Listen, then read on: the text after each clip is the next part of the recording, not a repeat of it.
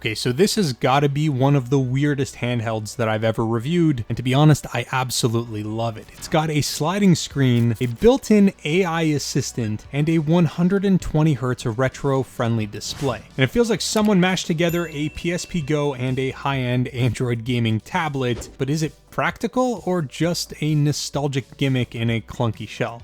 Well, let's go ahead and unbox the Anbernic RG Slide and find out. Anbernic sent over both colorways of their latest device, the RG Slide, and I've got the black one here for most of the review, but I do plan on showing the white variant throughout different B-roll segments so you guys can get a good look at both colors. And listen, this is hands down, in my opinion, the best built handheld that I've ever received from Anbernic. It's got no flex, no creaks, the texture on the shell feels premium and adds just enough grip without it being aggressive. And of course, what makes this one stand out is obviously the slide mechanism. A spring-loaded rail system lets the screen slide up, and that fully reveals the controls that are hidden underneath.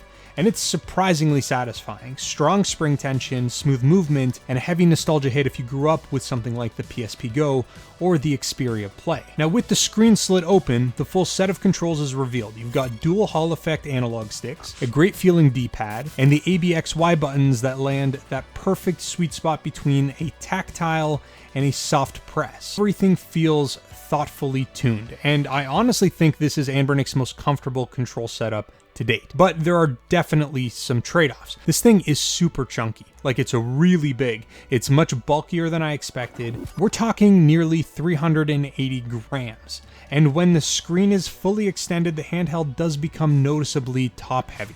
Now the display is where things get really interesting. You're looking at a 4.7-inch LTPS panel with a 1280 by 960 resolution. That's a sharp 4:3 aspect ratio, full lamination, 120Hz refresh rate, and up to 500 nits of brightness. And it is also a touchscreen. It really looks incredible, easily one of the best screens on any handheld from Anbernic that I've ever reviewed. And 4:3 aspect ratio is great for PS1, Dreamcast, N64, and a whole bunch of other retro consoles, but when it comes to PSP, I really think a 3:2 or even a 16:9 aspect ratio would have been more ideal. And if I'm being picky, a 3:2 aspect ratio screen would have offered more flexibility for both the retro and the more modern content, and it's certainly better matched for the PSP library. Still, the colors are vibrant, contrast is strong, and the touch response is excellent. Powering the RG Slide is the Unisoc T820 chipset, which is an octa-core CPU with one A76 core clocked in at 2.7 GHz, 3 A76 cores clocked in at 2.3 GHz, and 4 A55 cores clocked in at 2.1 GHz. It's paired with 8 GB of LPDDR4X RAM and 128 GB of UFS 2.2 storage. The GPU is a quad-core Mali G57 running at 850 MHz. Now I'll be real, this chip isn't new. And at this price point, at around $180 plus shipping, I would have preferred to see their new Dimensity 8300 chip from the RG557 in here, or better, something more powerful. That said, performance is still solid. Here's what you can expect. Retro systems up to PS1, Game Boy Advance, Super Nintendo, all flawless. Dreamcast, N64, and PSP run great. Some PSP games actually really shine on the display. GameCube and PS2 games are going to be playable, but you're going to need to drop the resolution down to 1x, and it's going to be hit or miss depending on the title that you're choosing. And in terms of Android games, definitely doable, but some of them are going to be pushing the hardware to its limits. Now I should also mention there's active cooling with a fan and heat pipe system. So temps stayed stable during extended gameplay, and I didn't really run into any noticeable throttling. I focused my gameplay footage heavily on PSP titles, not because the screen is a perfect match, but because the form factor and the sliding design are such an obvious callback to the PSP Go. It just feels right. But for variety, I've included gameplay from other consoles like Dreamcast, N64, GameCube, and PS2 as well. Everything performs fairly well within the limitations of the T820. It's also worth mentioning that 120Hz refresh rate actually makes a noticeable difference in side-scrollers and arcade-style titles. Now, it's not just a spec, there's a real smoothness here, especially with frame interpolation enabled on some of the emulators.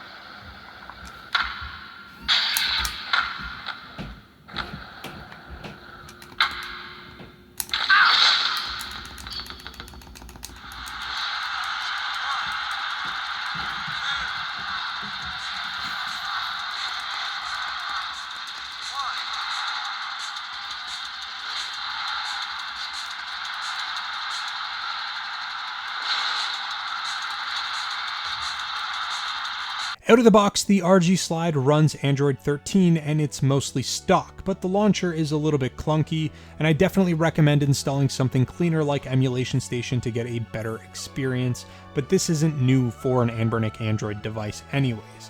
And now for the wild card, we've got this Anbernic AI system. This is the company's big new software initiative, and to be honest, I'm still undecided about it. There is a sidebar that gives you access to tools like real-time game translation, game strategy hints based on what's on screen, AI image generation, and even a chatbot for tips, or I guess if you just want to talk to a chatbot. And this is definitely neat in concept, but it's not the reason to buy this handheld, at least not yet. Now in terms of features on the device, you've got your basics covered. You've got a USB-C port with DisplayPort video out that can support up to 1080p.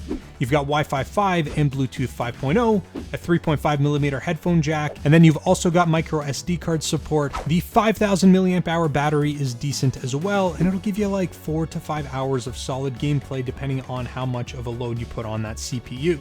The full charge does take about 3 hours from empty to full.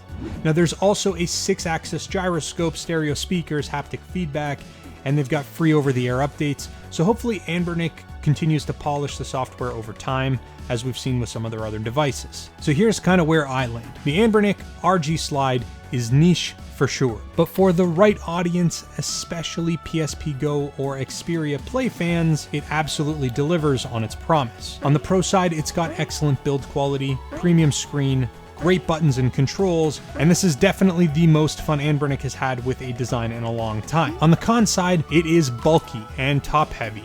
It's got a mid-tier chipset at a premium price, and the AI feature, although cool, definitely is undercooked. Raw. It's a little raw. Is that steak? Raw. So it's not the most powerful Android handheld out there, and it's definitely not even the most powerful Anbernic handheld out there, but it's one of the most interesting, and sometimes that's enough to make it worth having in your collection. Let me know what you guys think. Would you guys use a sliding handheld in 2025? Again, I want to give a big thanks to Anbernic for sending these out, but that is pretty much all I've got for you guys in this video. Thank you so very much for watching, and I'll speak to you guys again real soon.